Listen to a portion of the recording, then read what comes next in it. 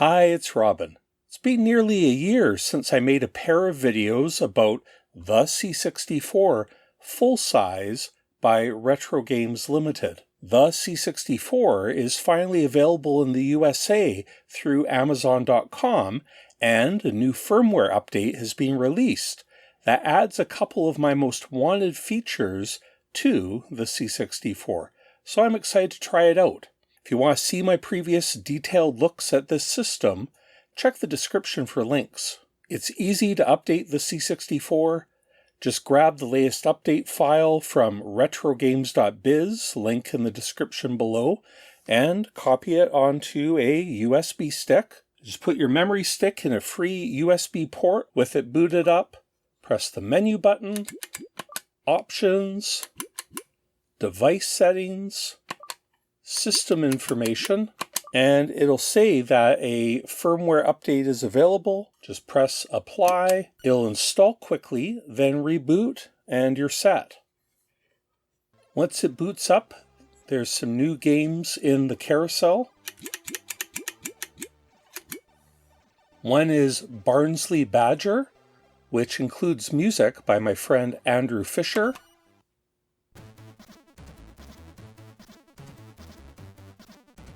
This is a platform game made in 2016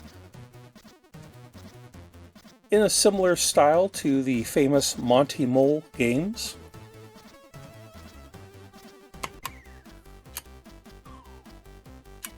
I've only played a little bit, but it seems to have a huge number of levels, very good controls.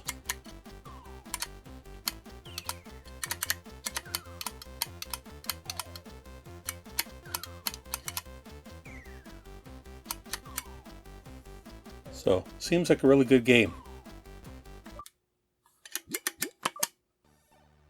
Also is this game Soulless, which is also a platformer, but with a different style to it.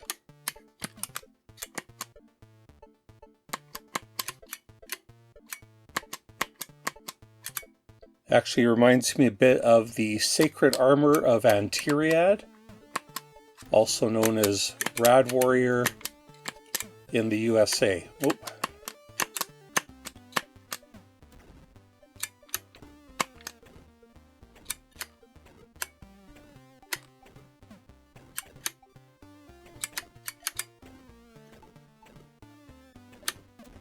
Whoops. Yeah, we'll switch to classic mode. And I'll just go to the media access menu. And I've got a tape image of Goonies here. I'm going to launch that. So the C64 now has much better tape emulation than before. You can attach a TAP, a tape file. And now when you go into the media access menu, it has this cassette deck row where it shows you the Goonies file that's attached, TAP file, and it gives you these tape controls. Rewind, play, stop, fast forward, and the tape counter, currently 18. So up in the top right corner, you see that flashing arrow that indicates that the cassette is now playing and the game is being loaded. So these new controls are for multi-load tape games. Now, I was a cassette user on my C64 when I first got it, but I only had single-load games. The game would load into Commodore memory, and then you'd play the game, and that was it.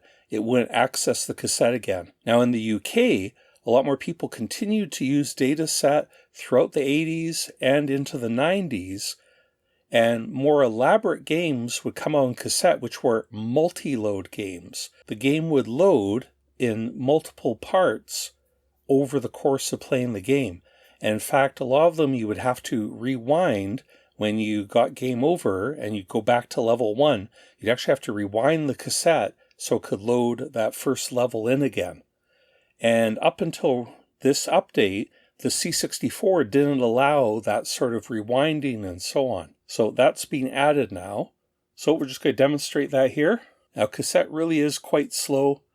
even with a good fast loader, which do exist, a cassette with a fast loader would be about the same speed as a stock 1541 disk drive, give or take. And of course the cassette only has linear access, and that's why you need to rewind, while a disk drive has random access. The head can seek any section of the disk. Okay, so this legal screen, we're just going to go into the media access, and you note that the tape counter is now 68. That will matter in a moment. Okay, now the loading is continuing. Okay, so finally it's loaded up. Here's the title screen. I'll hit the fire button to start the game, and again, loading. Okay.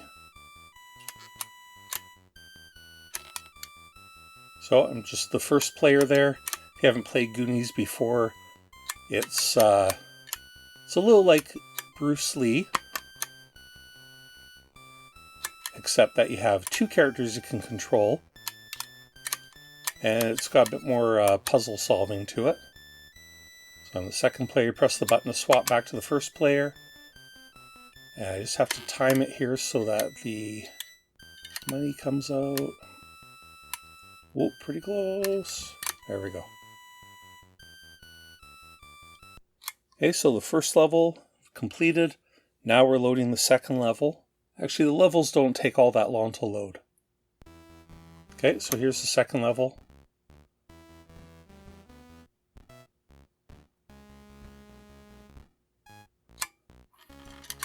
Okay, so say I get game over, I'll just hit F1. It's the same as quitting. Now cassette loads a little bit more. Please rewind to legal screen counter, press play, and then any key. I'll go here into the media access menu. We're on tape counter 85, so now we have to rewind back to 68.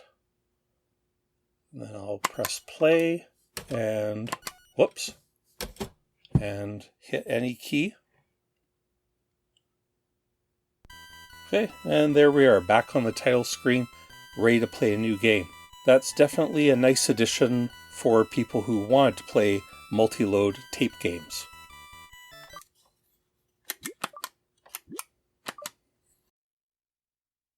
So we got the new games, the improved tape loader, but now we're getting to the stuff I'm really excited about. The first one is the soft reset feature. In earlier firmware versions, the C64 would only do a hard reset, what might also be known as a cold reset. Hard reset is the Vice terminology that TheC64 is based on. So if we poke location 4096 with whatever, with value 100, then we can peek that, and we get that 100 back. We've stored value 100 in memory. Now, previously on the C64, if we went to the options menu and chose reset computer, C64 resets, but now if we print peak 4096, we just get the 0 back.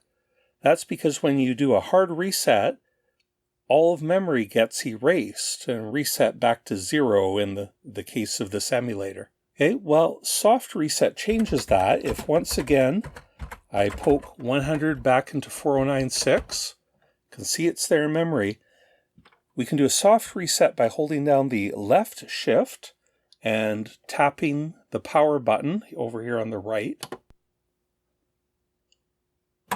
Okay, C64 is reset, but this time, if we print peak 4096, we get that 100 back again. C64 memory is intact. So why do we care about that?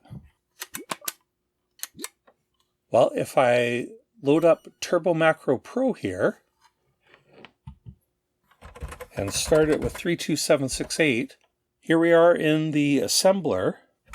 So if I write a little program here, we'll just start at location 1000 hex, we'll disable interrupts, we'll change the memory config, and then we'll just increment the border color and do an endless loop. Back arrow 3 to assemble, S to start. Okay, so now our little program's running, flickering border. But what happens when we want to break out of this? Well, if I try to hit stop restore, it crashes because of the memory config. Basically, it's gone. We've lost our code, and previously I'd have to do a hard reset and memory would be erased and our code would be gone, unless you saved it to disk, obviously. But now with the soft reset, again, left shift and tap the power button. We just have to do that soft reset. Now we can do sys32768 and we're right back into Turbo Macro Pro with our source code intact, ready to be edited, debugged, whatever, reassembled and start again. This is a huge advantage if you want to do development on the C64. It allows you to have excellent crash recovery. By the way, a stock C64 does not have a reset button, but a Commodore 128 does. When I bought this CMD EX3 cartridge expander, it has a reset button included right here, which is very handy. But the first purpose I ever knew of for a soft reset feature was way back in the day when I lived in Australia in 1987 and I got Zap magazine. They included pokes, which are cheats. They're pokes, but pokes became known as a way of modifying commercial games so you could cheat in them. So I'll show an example. Media access. I'm going to start up Chiller, launching it here. I just so happen to have my original copy of Chiller here, the box. Okay, so if I play a game, you see my energy's gone down. Here's the skeleton again. Okay, see how the energy's going down each time. Well, I've got a poke for that. So again, I'll do a soft reset. We've done a soft reset, but the Chiller game is still intact in memory. So now if we poke 22957, 173, that poke is making a small change to the machine language of the Chiller game so that the energy doesn't go down anymore. And then we sys to 50758 to restart the game. Well, it's a little bit glitchy there, but we'll start the game. And there you can see the collision still happened, but the energy did not go down. So now we have infinite energy with which to play this game. By the way, the goal is to collect all those crosses on each level. There we go. And it's a lot easier with infinite energy. Before I got a real reset switch, I would actually use a paper clip to short out pins 1 and 3 on the user port, which will do a reset. It could potentially damage your C64 if you mess up and touch the wrong pins. If you watch my channel much, you know that I love this Super Snapshot cartridge, which plugs into a real C64 and allows you to press this freeze button, which will interrupt the game and let you enter a machine language monitor and many other features. Now, in my review last year, I noticed that I could install a virtual Super Snapshot cartridge, but there was no way of virtually pressing that freeze button on it, which greatly limited its usefulness. Well, fortunately, they've added that feature now too. So to plug that cartridge in, again, just go to the media access, and I've got right here Super Snapshot version 5.2.2. This is the NTSC version, and I'm just going to launch it again with the B button, and there's the familiar Super Snapshot menu. Press delete to exit to basic with Turbo version 5 active. And now the new feature is if you hold the right shift key and tap the power button, the freeze or subsystem menu comes up. And this is where you have all sorts of features, like if you press M, it'll jump into the machine language monitor, and we can disassemble memory or whatever. So if, for example, we again will attach chiller, we'll exit, $ displays the directory, \* to load, and we'll run that.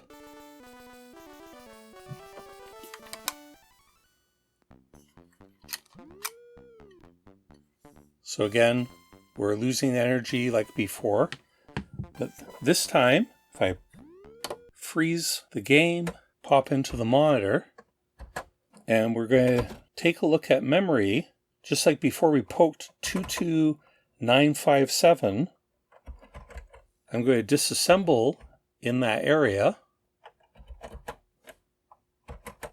Just going to convert 22957 to hex, is 59AD. Right here is the machine code that we changed for infinite energy. So it disassembles as decrement 042E, X. That decrement is what brings the energy level down. And so to enter that same poke, instead of the poke command, put a colon, and then you can use decimals as long as you put the plus sign in front, 957. And then into memory, we want to put 173 decimal. Okay, so that's like a poke. And again, I'm going to disassemble from 22940. And this time, you can see that that poke has changed what was a decrement into a load A, so that just harmlessly leaves memory alone. It just loads in that value, but it's unused. So that's why the energy is no longer decremented. And so we can do these pokes ourselves in the Super Snapshot machine language monitor. One common complaint or question about the C64 and the Mini are that people play a game and the joystick won't respond on certain games. Well, that's because the C64 joystick defaults to control port 2, which the majority of games use, but there's quite a few that expect a joystick in port 1. So those are the ones that have a problem. Now note, this has nothing to do with what USB port you plug it in. USB doesn't care. An easy fix is just to rename the file, such as the TheC64 file, and add an _J1 to the file name before the file extension. With the Super Snapshot now, here's another option. See, it says at the top right of the screen, push F1 or button on joystick to start. Well, nothing happens. I press F1 to start the game. The joystick seems unresponsive. So let's use the freeze feature again. Right shift and the power button. And in the Super Snapshot menu, we'll go into Game Master, swap joystick ports. Number 1. Just wait a moment. Done. Return to the subsystem menu and resume. And now the joystick is working. So that can be handy. Even on real C64, that's occasionally handy. I don't know, you don't want to have to swap the joystick port. But on the C64, that's extremely handy. Now, that won't work with all games, but it does work with many. There's a bit of code in the Super Snapshot that scans for what appears to be joystick reading instructions, looking for DC00 and DC01, and then swaps those. Another favorite game of mine is this one here, Frantic Freddie, which is actually a Canadian-made game. So I've got that loaded up here, and we'll start the game. And this is a brutally difficult game. So right now I have 3 lives. I gotta act quick here. I will freeze the game, again go into the Game Master, and the option number 5 is infinite lives. And it asks, how many lives do you have left? Type in 3. And the Super Snapshot scans memory looking for potential locations where the code is that decrements your life counter. So now it says lose a life, then select again, which is very easy in this game. So we'll resume. And now we're down to 2 lives. So again, Game Master, 3, 5, infinite lives. How many do you have left? 2. So now it's found 3 potential locations. It's narrowing them down.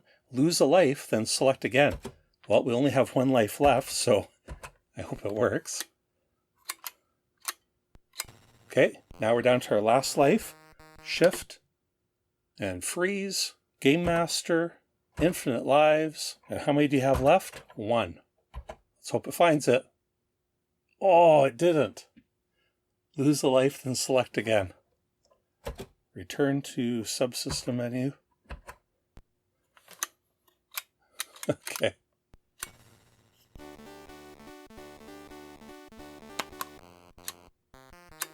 So I started a new game. Gonna try this again. Game Master, infinite lives. How many do I have left? 3. There we go. Okay, it took 4 lives, but at least when I started a new game, it was able to continue the analysis. Installed. Press any key to continue. And now we'll resume. And let's see. Look up at the top. 3 lives. Good. There, it's working. So we've now installed infinite lives with the Super Snapshot. Again, this does not work on all games, but it's very handy for games like this where it does. Of course, you may be able to find a crack online where they've added a cheat or whatever. That's fine. But this is a pretty neat option. Oh, I'm doing terribly.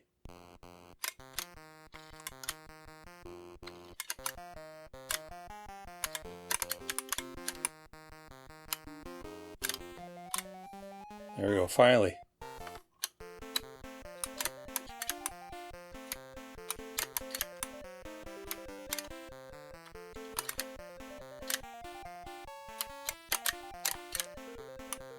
Ah, this game is so brutal.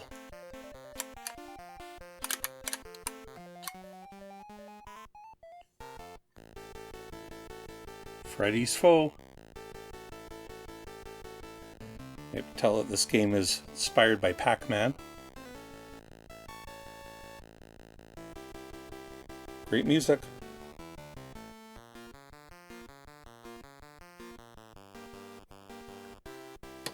There is a shortcut for hard reset as well, but you have to hold down Shift and the C64 key. But unfortunately it has the side effect of making it lowercase, then tap power, and it makes the Super Snapshot menu look really ugly because it's switched to lowercase as well. So hopefully Retro Games will change that in a new update. Maybe if you hold Shift and Control or the C64 and Control together, then that would be hard reset. But it doesn't matter that much since hard reset is always available right here in the options. So, not a big deal. And one thing still missing from the C64 that I hope will be implemented soon is proper REU RAM expansion support. That is not implemented properly yet. So if you have the C64 or even the Mini, I really recommend that you download this new update and install it. Like any business, Retro Games Limited watches the number of downloads of their firmware updates, and it's conceivable that if just a very small percentage of the C64 owners download these updates, that they're less likely to continue making updates for the hardware if they're seeing that effectively nobody cares. I recommend downloading it, not just for that reason, but because it is really quite a good update. Okay, that's all I've got for today. Thanks to my patrons for their support. If you are interested in supporting the channel, just check the link below to patreon.com/8bitshowandtell. Please consider subscribing to my channel if you haven't already, and thank you for watching. We'll talk to you next time.